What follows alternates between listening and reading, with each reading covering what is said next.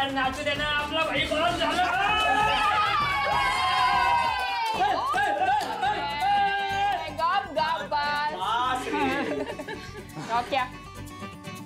शिवा, मी म्हटलेलं ना तुला मी पास होणार म्हणून. अरे मला माहित होतं तू पास होशील. अभिनंदन तुझं. थँक्यू.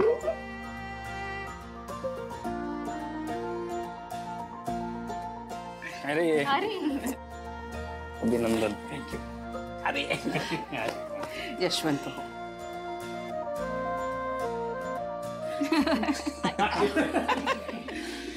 खरं तर सॉरी बरं का, याची काही सुद्धा गरज नव्हती, यांनी केलंय. हे असं कसं गरज नव्हती?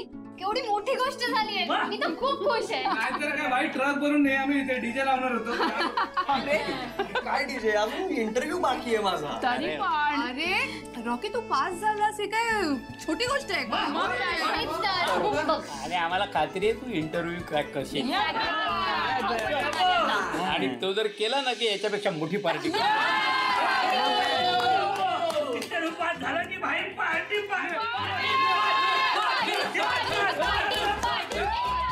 पार्टी आपण नंतर करू, पण आई काहीतरी गोड करूयात ना प्लीज. करूयात ना, काय केलंच पाहिजे. खरंच याची काहीही गरज नाही. अरे रॉकी आता आमचं ऐकायचं, असंच जाऊ देणार नाही मी कोणाला. चला चला.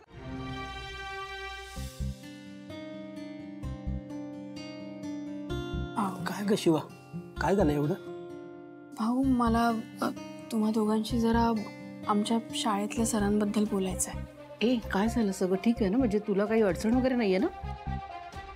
नाही मला अडचण नाही आहे, पण सरांना अडचण आहे जरा. काय झालं?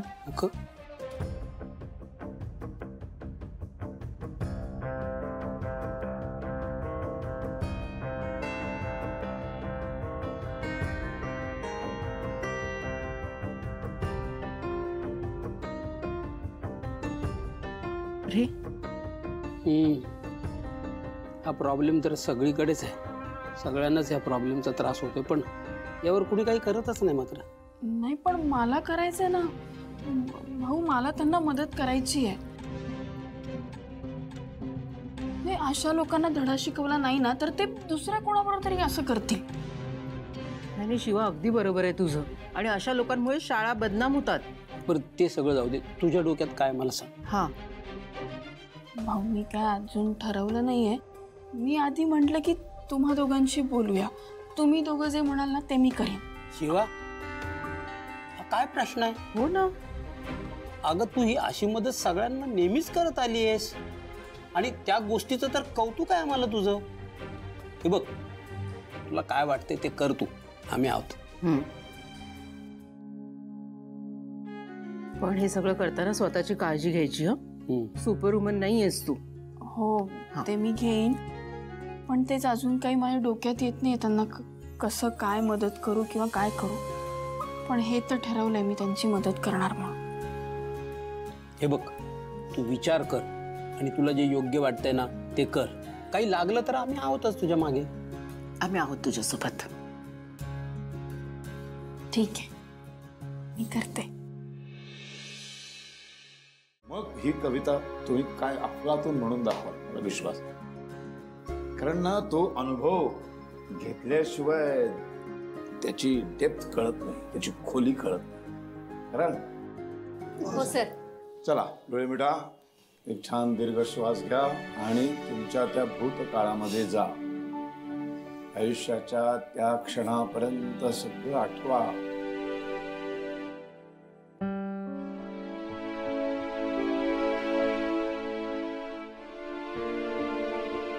तुझा इगो मध्ये आलाय. तुझा इगो हट झाला ना म्हणून तू हे सगळं केलं, आणि मला वाईट वाटलंय त्याच. का? तुझ्यासारखं खोटं तर वागत नाही ना मी. तुझ्या मनाला विचार, मी खोटं वागले का?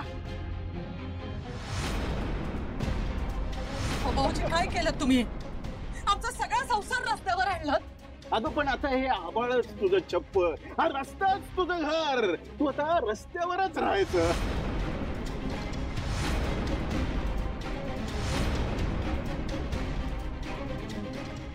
चला झालं, डोळे उघडा हळूहळू.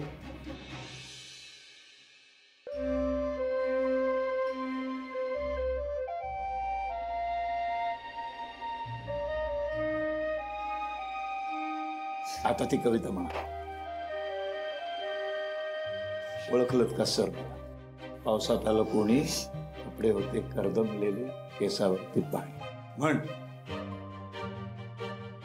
शिवानी, तुला सांगतोय. पाणी देऊ? पाणी प्यायला देऊ? नाही नाही नाही, बस बस बस बस बस, उठायची गरज नाही, बसून.